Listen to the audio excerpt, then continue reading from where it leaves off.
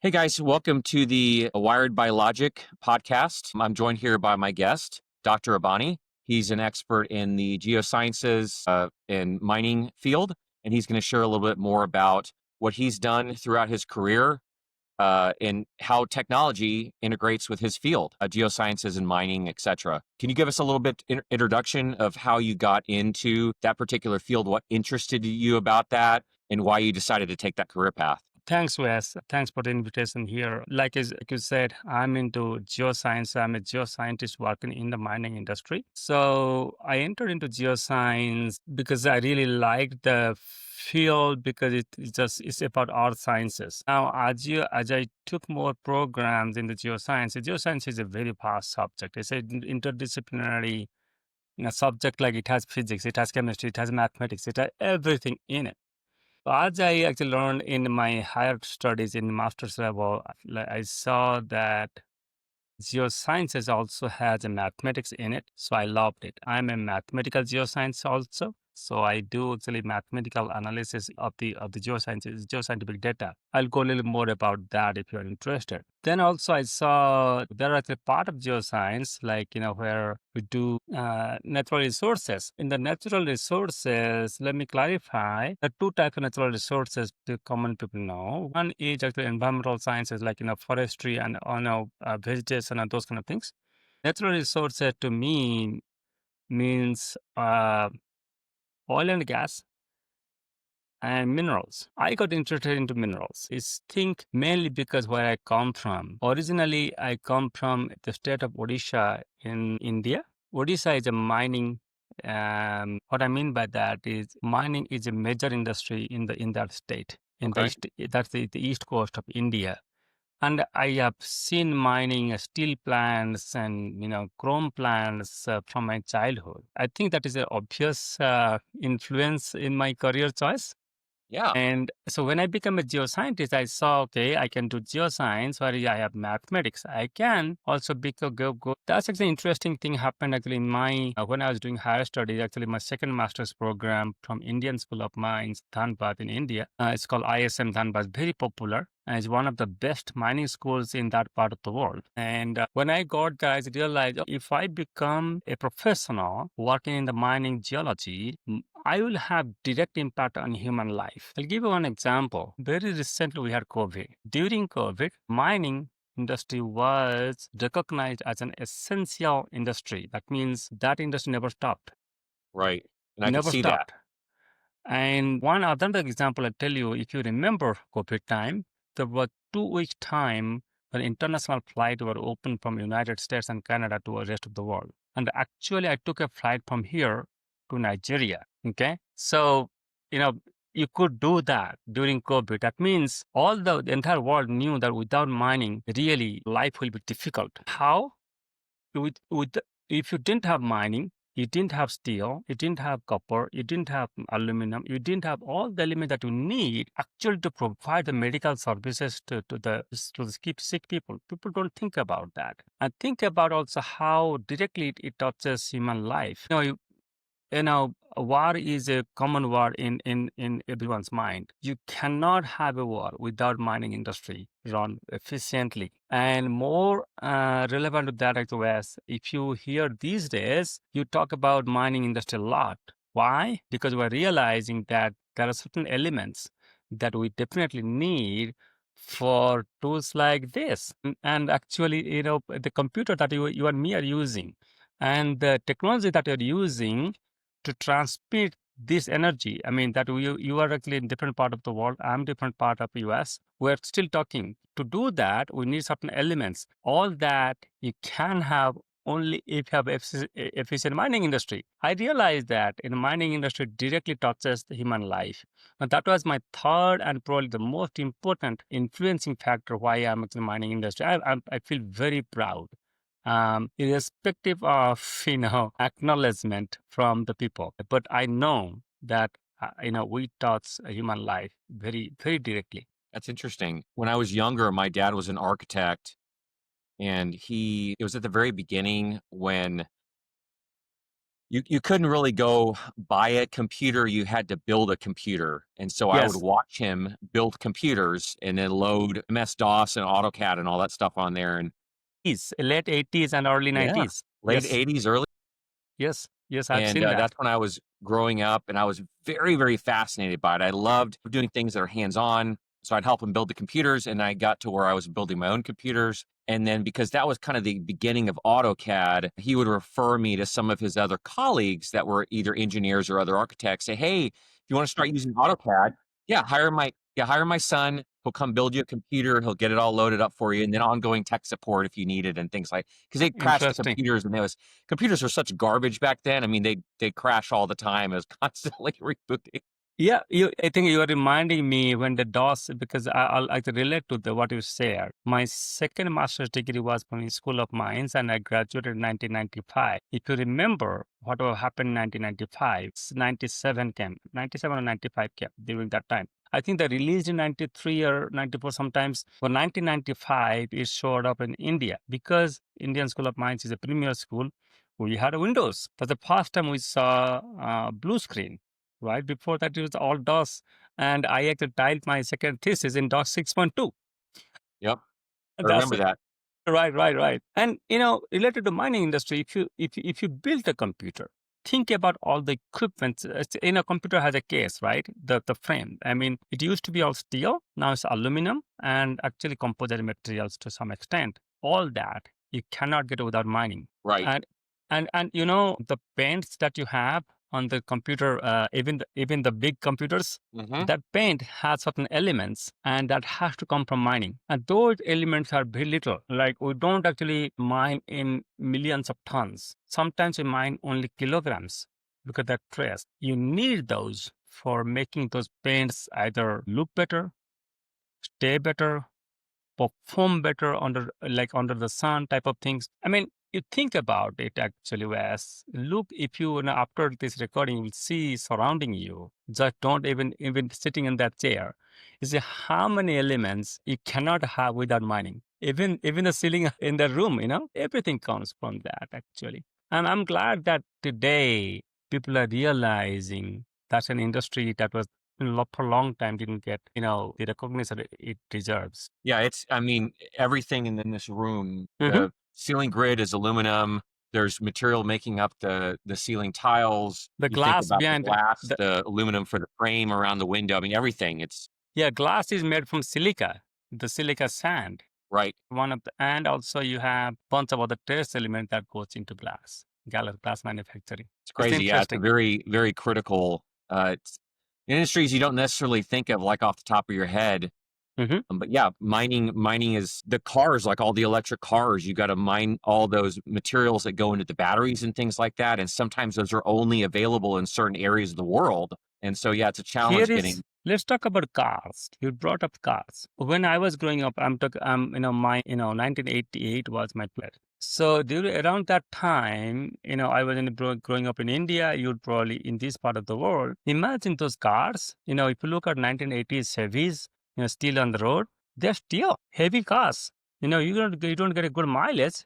But those cars existed. And the same thing in India too, right? Steel cars, heavy body, chassis was all the frame was all steel. I mean, I just realized that these days they're making a special aluminum alloy frame. I was like, I'm disappointed by that because steel is, it was different. That was my experience. Fast forward like the 30, 40 years, 30, 35 years now. What you see, we have replaced bunch of steel. The glove box, it was steel, right? Now Right? they're plastic. You did that. That's okay. You did that. But there are certain things you couldn't change. You need metals in there. But even though the plastics, they would have, you have polymers. They're coming from oil industry. Of course, there's a synthetic material, and also you have other stuff actually mixed in that composite material. However, what we did also, you brought up the battery to make cars lighter. We switched from steel to aluminum now to more plastic. That's what we did on the body. Right. And the frame, we switched from steel to composite material or some sort of aluminum alloy. Okay, that's making car lighter. So we moved from gasoline to battery. So basically, what we did actually, little less iron, more aluminum, more copper. And the element that we did not think that there will be much more needed are lithium. I mean, but we always use lithium battery, right? These phones always had lithium ion battery. Double A, triple A battery, they always have lithium ions. More use of lithium, we did not know. Now we're doing it. But here's the question. Did you ever switch from mining industry? You could not go from mining industry to another industry to run your car. You always needed element that is coming from mining. Here's another funny matter. We, the mining industry professional, always talk about it. I kind of have a good laugh at it. Yeah. When you talk about battery operated cars, what do? You have to charge it. Where is the electricity coming from? Yeah. The power plant over the copper. The source of now we're talking about energy transition. Now, what that means is a kind of buzzword, but let me simplify that. It used to be 100% coal generated power. In about 20 years ago, we thought gas is, natural gas that comes with the coal mining. So when you mine coal, you generate a lot of gas because gas is trapped in the coal that released. It used to be just burning in the air. Now, when you capture it, there's a lot of gas. In states like Colorado and major energy companies, what they did, they switched from coal to gas. Why? Because it's much cheaper, easy to operate, less environmental impact. Now, environmental is another equation. Is mining industry gets a lot of bad name simply because people don't understand it. Yeah, I'm not saying that. Is people properly educated, they wouldn't say what they're saying. But that's another topic. So the energy actually coming from mining. See, now what we're doing actually, we moved from pure coal to coal plus gas. Now we're getting a little bit of solar, little bit of other sources, right? Can you build a solar plant without mining? No, you cannot even build anything because you need aluminum, you need steel. So it's a funny thing that people say, oh, we moved from coal. Actually, not. In the foreseeable future, that is like 40, 50 years ahead of us, we cannot nullify coal as a source of energy. Coal, the minimum percentage of the coal in the energy mix will be around 40%. There will be different names, but different numbers. You go and Google about it. People say 35%, 55%. Around 40% coal will always be a source of energy.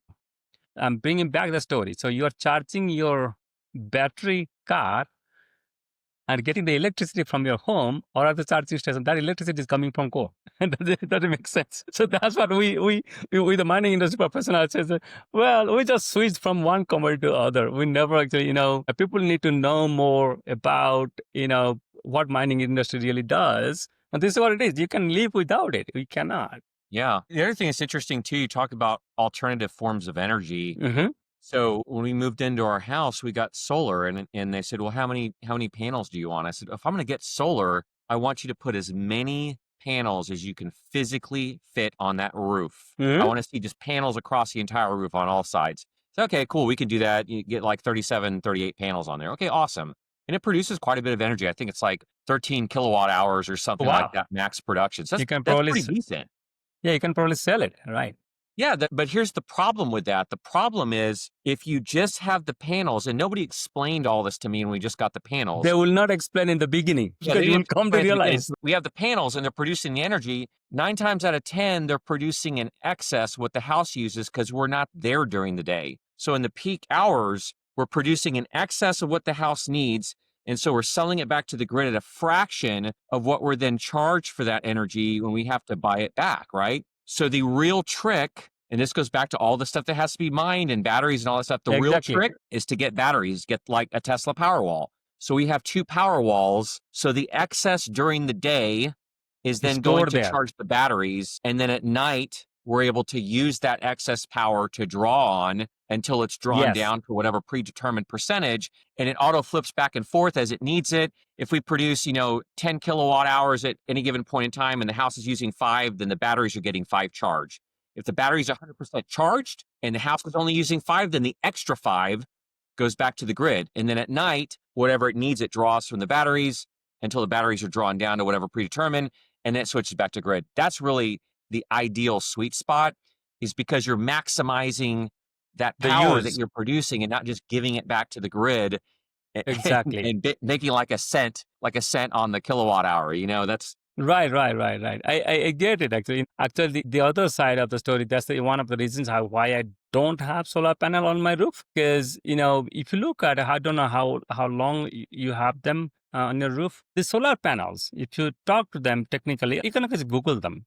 We did it depending on the vendor, that put that solar panel on your roof. Look at the composition of the solar panel. They would have silica compounds or indium compounds in there. And, there are two types of compound. Right now, there are more actually, because thanks to the research actually that has gone actually over the last decade. These are basically you have to mine those specific type of commodities to get it. An indium compound, indium is an element that comes with gold mining and sometimes with some type of copper mining too. So usually when you mine, I'm going to assume that you have not seen a copper mine or gold mine. When you mine it, you take the copper out, and what people know is a tailing. That means a waste material that goes and stores in a pond. It's called tailing pond, right? Those things have heavy indium and germanium type of element that you would use on the screen of the screen, your computer screen and stuff. Those things have those. Now the technology has improved a lot. This is called processing technology. That means how we extract those small fragments of elements from what we thought kind of waste material and use them back. You Right. see, that means you don't have to reopen the mine. So those are also coming from those mining. I mean, your Tesla battery. I mean, I was just in a meeting in a coffee house and they had this Tesla valve. Look at the Tesla valve. Go and look at the Tesla valve, what they're using. They cover it, and on the sides of those black things, and inside is a lithium cell. I think it's a lithium cell that actually charges it. Keeps the power stored. Power storage is going to be a big deal in very near future.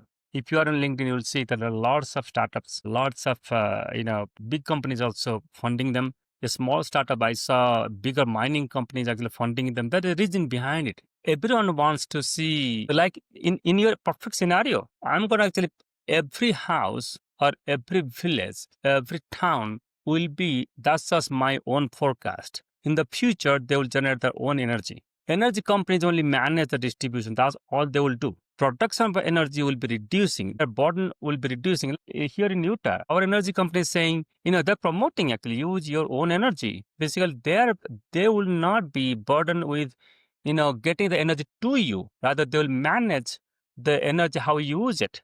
Okay, Right. and that there are two different types of technology. These are going, and there are a bunch of really I admire these young scientists and engineers younger than me that putting that a lot of time in there. So storage, Tesla's battery technology, all that storage, you will see this exponential growth in the storage capacity. In North America, that's only we know. If you open up, you see how much research is going on in South America, Asia, mind blowing. Just look at China and India. We don't get much news from this side. The rate at which they're growing those technologies. Basically, they've got the bureaucracies a lot when it comes to technology. So they're improving the storage capacity. And basically what that means, small area, small cell, and you have more energy and you store it for longer time. Amount and time, you can hold that energy. Like perfect scenario, your house. If you can store that energy for longer time, you say, you know what, when I'm going vacation, when I come back, I'll have three Tesla walls and they will have energy for me for a week. Isn't that right? Now you see, imagine that Tesla wall becomes just like a laptop. Small thing. You'll not notice it. That's another thing that I'm predicting, that those technology will improve so much. You'll have probably couple cells inside your house. You wouldn't even see it. Tesla walls, what we call in Tesla walls, they will become a common commodity in next couple of decades. Basically, when builders build it, they'll have default. And another way, so that's like storage capacity. That's in one area. It has two components. One is the type of commodity that you're going to use. That's what the processing engineering and mining industry basically plays a very critical role. Where to get the elements, like you said, I think you mentioned, we don't have all the elements that we need. That's another area. I wrote a blog some times ago. No, I gave a talk actually another times. Look, how not being able to produce all the elements that we need, to me, is a good thing. How? I was explaining to this audience that time, that evening, look, Imagine that if you had everything that you need, you won't even talk to your friends. You wouldn't, right? You talk to your friends when you feel lonely, don't you? And Right. you go to a coffee shop only when you crave for coffee. And when you need money, you go to bank. When you need an element, you go and shake hand with another country. It's Right. It another fosters way to that think. communication, that trade between countries. Yep. Exactly. I'll give my own example. Actually, during this COVID time, during another presidency that during that time 2021 just the last year of COVID, last few months of COVID, that 2 weeks, the Biden administration time, the then commerce secretary was in Nigeria and couple of countries that general common Americans wouldn't even think about going. Why? Mining. You need elements that we don't have it. It's actually a good thing. Wes, I see it's a good thing that kind of promotes. You cannot avoid actually making friendships. You have to make friendships, Yep. right? You Global have to make cooperation. friendships. And guess what? I'm a geologist. You know why is that? India, for an example, we don't have cobalt mine in America. The whole world knows that it is a country called DRC. They produce a lot of cobalt. But soon people will know there's cobalt actually in many other areas too. Like in lithium, people thought, oh, only South America has lithium. Actually, that's not correct. Every country has lithium. It's just that you have to understand that the lithium that you have, how you extract it, and how to use it. That part of research is going at a very rapid rate, right? The same way, the minerals, right? They're basically natural elements. Humans don't make them. That means nature control where the elements form.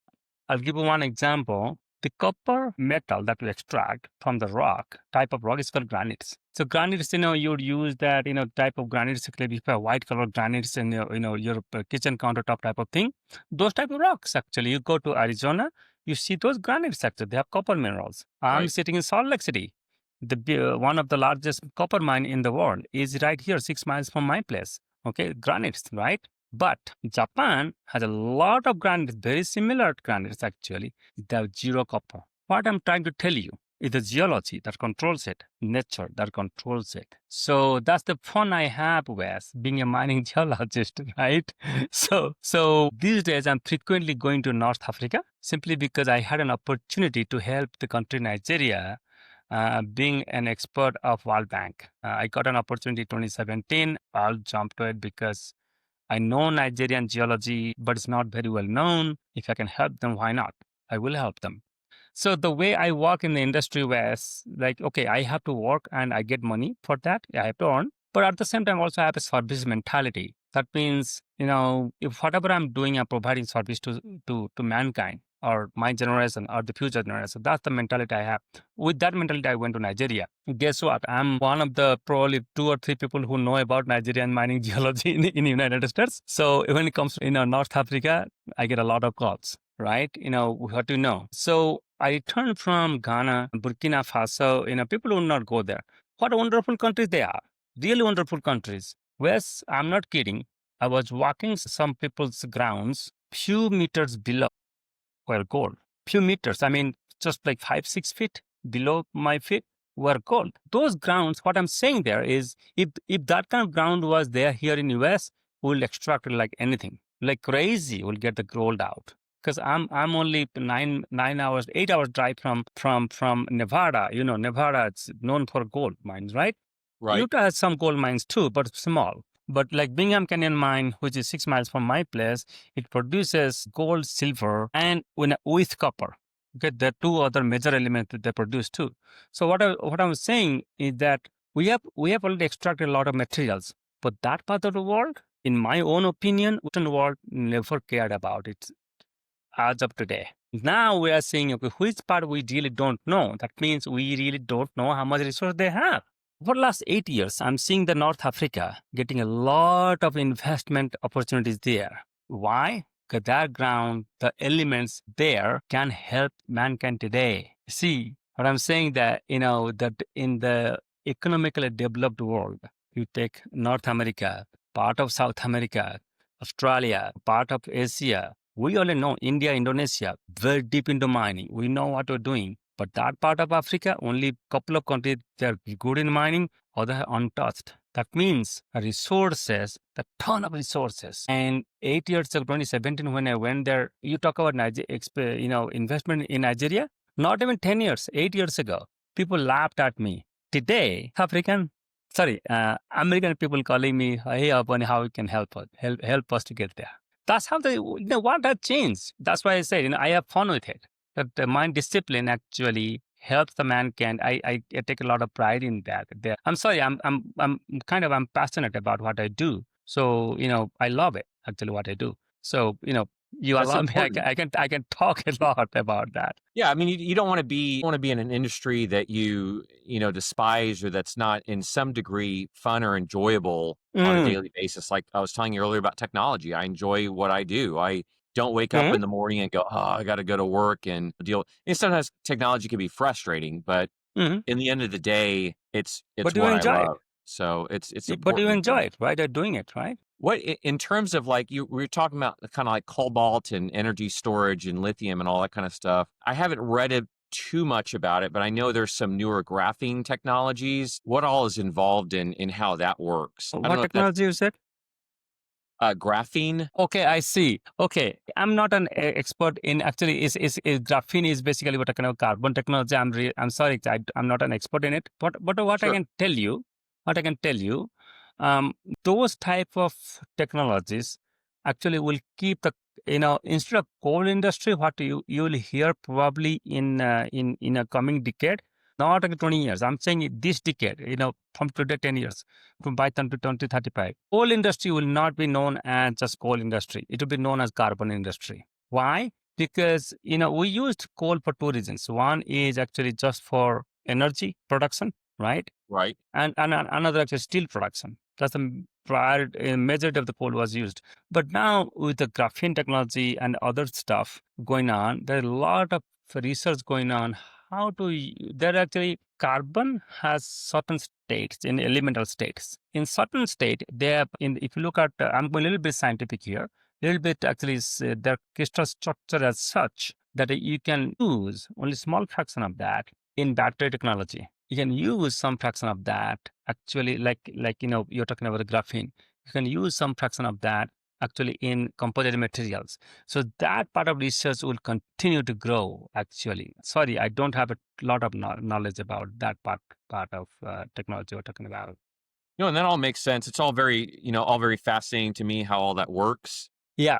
Another area you should be actually, because you said you are also into AI. Before getting into AI, whereas we always had AI. It's just artificial intelligence is a newly coined kind of phrase for people to understand, okay, there are a bunch of technology and a bunch of things in it that makes your life going slightly different way, right? You can say just a chat GPT to AI, probably using this video recording, right? Monitoring your movements and basically adjusting the graphics there. Everywhere we have always had AI, but we did not ever sit down and say, look, all these are artificially working and making our life go different ways. Sometimes simplifying it. That's the purpose, right? We develop technology to make our life simplify. So if you do that, to explain all that, you see, kind of under the umbrella of AI, we put everything. You won't hear the neural network too many times these days. You won't hear the other analytical technology. Everything is kind of mixed in that bag. Now, come to mining industry. What you see, mining is an interdisciplinary industry. I really strongly encourage you to go and visit an operating mine. Also, when the mining is industry being, a mining project is being developed, what you will see, there is like the science and engineering and social science, everything in it. You would need a geologist for me, it's a science. You need a biologist to take care of the environmental part. Mechanical engineer to take care of the equipment that you use. You need a computer scientist for all the technologies that you are working on, to make sense out of it or make it work together. And it is a highly sophisticated industry. And all the disciplines, like, I was one time counting like 13 or 14 disciplines I could count, makes the mining industry, a mining operation work. You people don't realize, like give a small example. All the big equipments you may have seen used in mining industry. So those equipments, sometimes cost actually, a piece of equipment could cost a few $100 million. I'm not kidding. So yes, these expensive equipment. So imagine that so there's a lot of transaction happening just to own an equipment or rent equipment. Okay. Just imagine a big equipment manufacturer manufacturing it and then sending it to your operation. In that whole process, there's a lot of artificial intelligence being used. Manufacturing, making sure what kind of equipment that may use. They'll sometimes make it for you, specific to your mining, the type of mining that you're doing, commodity that you're doing, how much you're going to use it, how heavily you're going to use it, all different type of things. So you are already using AI there. Now, when you're using the equipment, there's something actually fascinating thing I heard from an equipment manufacturer in 2 years ago. I said, look, to use the equipment, you'd have manual. Used to be all like printed books. Right. Okay, so and so button didn't work. What to do? Right? Look at it. How do it today? The things have changed. Oh, everything on your pad. But I said, pad is bulky. How to do that? Because when you have all the heavy vehicles actually moving, so when you are just transitioning to an app. Now, here is your AI and whatever your technology you say, Wes, you are a technology guy. You can translate it. Today, in an underground mining, basically you go hundreds of feet down below where internet used to be not available. Now you can actually talk, seamlessly, no problem. Wireless technology has changed a lot. An operator can request a service underground on the spot, simply going to an app saying that so-and-so point, so button is not working, and the manufacturer gets that signal sometimes right away, sometimes within few hours, and they dispatch the service. This is one small fraction of things I told you. That's the operating mind. In my area, I'm a geologist. Traditionally, I'm also trained in a traditional geology. We still value a lot. But this thing comes, we did not know lithium would come actually to our life. We did not know this thing, these are the elements we need to do. What to do? We are computerizing, let the computer give us the first interpretation what this rock is gonna be giving us. So you're manufacturing, think about the scanners. That scanners means you have certain things sending an energy and to scan the surface of the rock. So that's what the limitation is, because it can only scan surface of the rock and probably a millimeter down below, but it cannot go whole thing. We are actually working on how to make that more powerful. By we, I mean whole industry. There are certain companies that are working on it. Sometimes some people say we're going to grind it and get the analysis done. Because instantaneous analysis. I'm not saying that's final, but it saves a lot of time just giving us the information firsthand when I got a piece of rock in my hand. That saves me a lot of time actually. Then if I say, okay, it has 13 elements, it said, usually I would say 4 or 5 elements I can see, and my textbook says that I have learned that. But now this technology is so fascinating. They can say, look, these 3, 4 elements for sure, but another 7 elements in the rock, maybe you should test for it. That saves a tremendous amount of time. And one thing to develop a mine, we drill a lot. Drilling technology, get the rocks out. And these are all manual process. Okay, there are certain things you can actually replace it. Okay, the humans have to do a bunch of things. But now there are a lot of times, okay, so where actually there's a repetitive stuff we can automatize. And sometimes we may have to take similar decisions making. So replace the easier decision making and leave it to the computer. That is not actually tomorrow's technology, today's technology. What I couldn't really think about 10 years ago, 15 years ago. It's available to us. So there's a lot of computerization, a lot of algorithms that have been developed to fast track some of the processes, computerize it automatically. Right. Sometimes computer models are written. I said I'm a mathematical geologist. So mathematical models are written to take those data and give a fast interpretation. Now we can actually change it. We can actually say, look, this is wrong, this is right. A computer fix it that way. But that saves probably I would say more than 50% of our time. So it is, you go to any part of the mining, there's a lot of technological innovations today, and it just keep growing. If you go to mining operation west, what comes to your mind first? In terms of what specifically? Just talking about your. Do you feel free? Let me say it this way: would you feel comfortable driving to a mining operation or a pit? between, the operation. Would you feel comfortable doing that? Right. That's the Today, expression. probably not. No. Exactly. What comes to your mind? It may not be safe. That is another area, huge use of technology. Technology that you see in the cars, like, car will stop if there's a collision happening. That got first implemented in mining industry. Mining, actually, other heavy equipment industries too, the same way. How we avoid the collision, human life can be saved. The mining industry takes a lot of care avoiding actually, fatality. And, internationally, I'm not saying any particular country, internationally, and very much aware of that.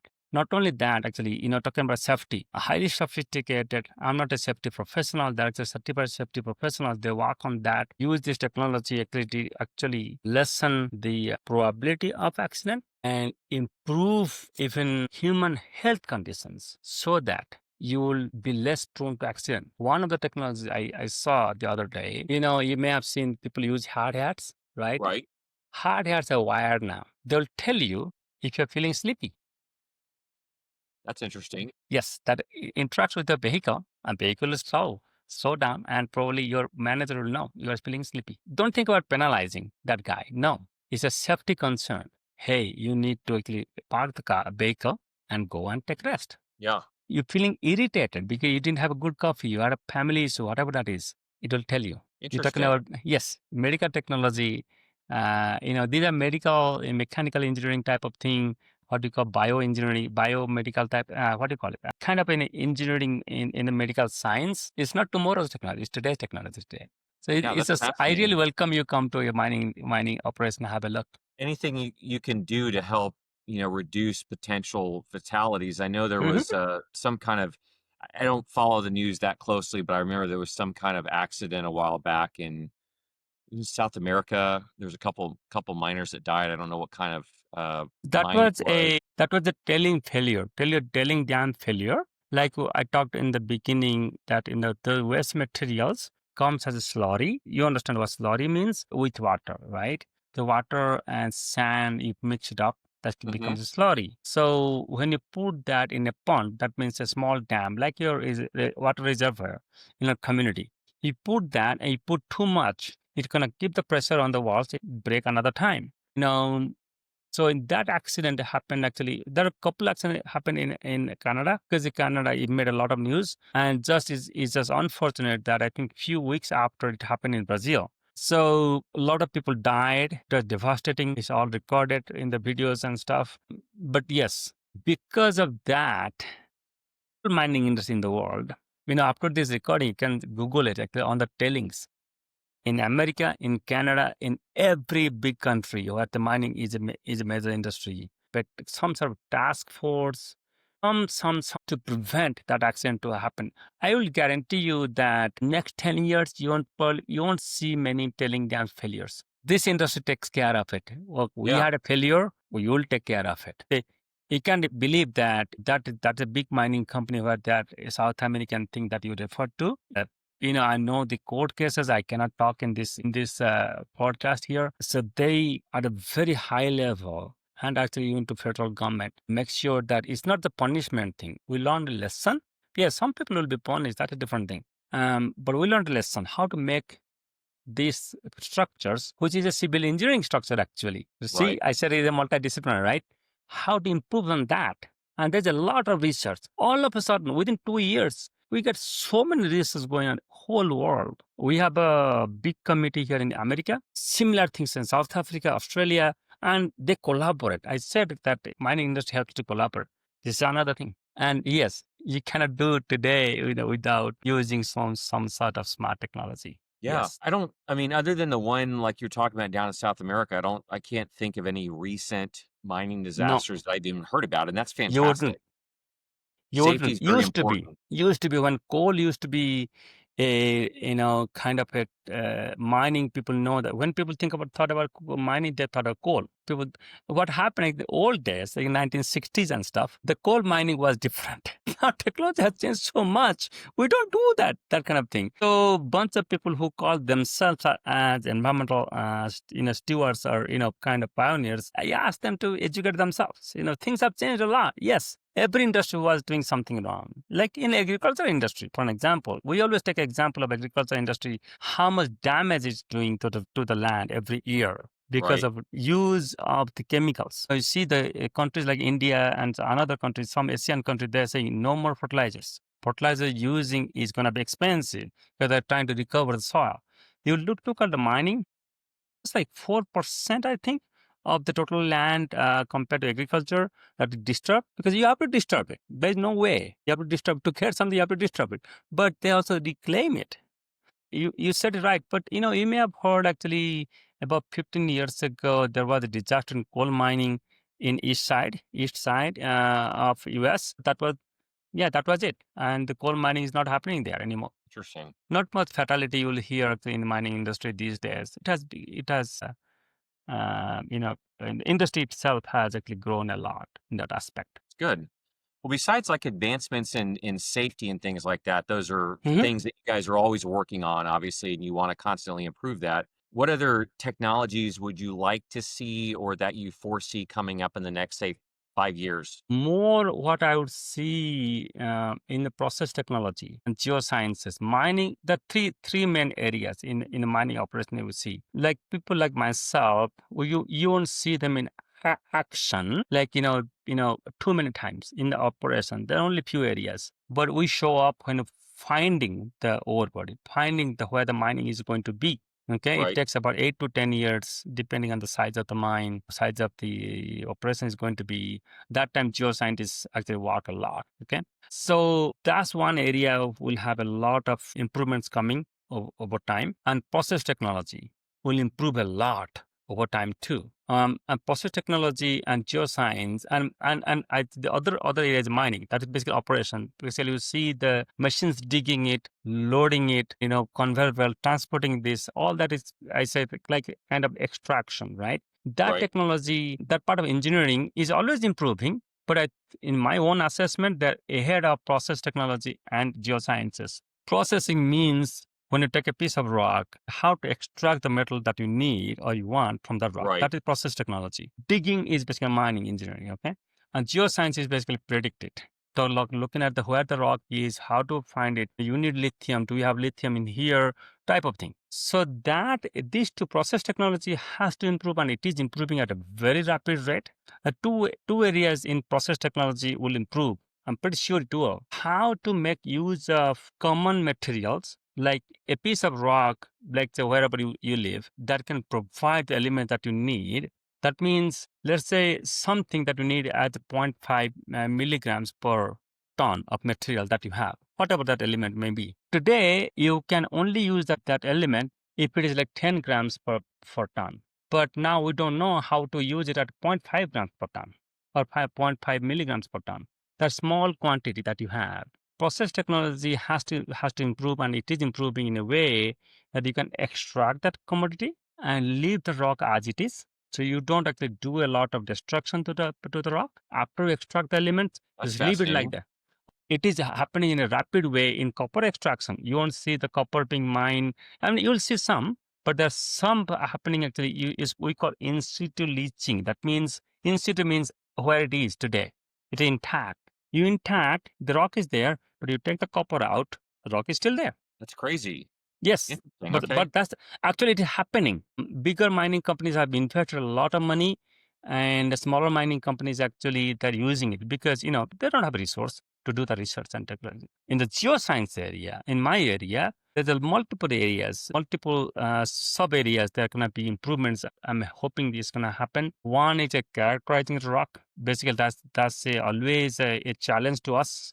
Basically, more in human involvement, not less in human involvement, more human involvement, same human involvement, but more useful data. I always um, I always define smartness in a different way. For me, smart means not a lot of data. You are a technology person, you know what data means.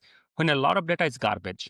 When you have a smart data acquisition, that means you need have the data that you need, and it will provide useful information to make your life easier. Does it make sense? If your life is not easier, then how is it smart? That's true. Right? You won't have the Tesla wall unless it makes your life easier, right? It's a smart technology. So in geoscience, we're still lagging, but there are a lot of research going on. And I think we'll be there in not even 10 years. I think 4 or 5 years. We'll be there in a better characterization rocks. That way, how what's going to happen actually, Wes? It will help those African countries I talked to you, some of the Asian countries who have not done a lot of research. Far East European countries use that technology because they don't have resources actually, right? And basically help them, those governments, those people use their own resources to make for the betterment of their lives. Like I said in the beginning, mining touches the human life in a directly. And that will I think my area will help a lot making those governments what we say, like we say, make in US, make in India, make in type of thing. Every country will make their own product, and they will still be dependent on other commodities, but still at least they can maximize the use of the resources. That's the contribution of the technology application in geosciences. Yeah. Make sense? Yeah, no, that makes a lot of sense. I'm excited to see what comes down the pipeline. I mean, it's going to be technology based, so that'll be Yes. that'll be interesting. Do you have any other closing thoughts? Mining is acknowledge the fact that it's a very high tech industry, and we're still kind of lagging behind in some other industries. In the future, you will see all industries coming together and mining just part of it, like tunneling, civil engineering. We have civil engineering and civil engineering application in mining. I think in the coming days, these industries will come together and share the technology and know-hows.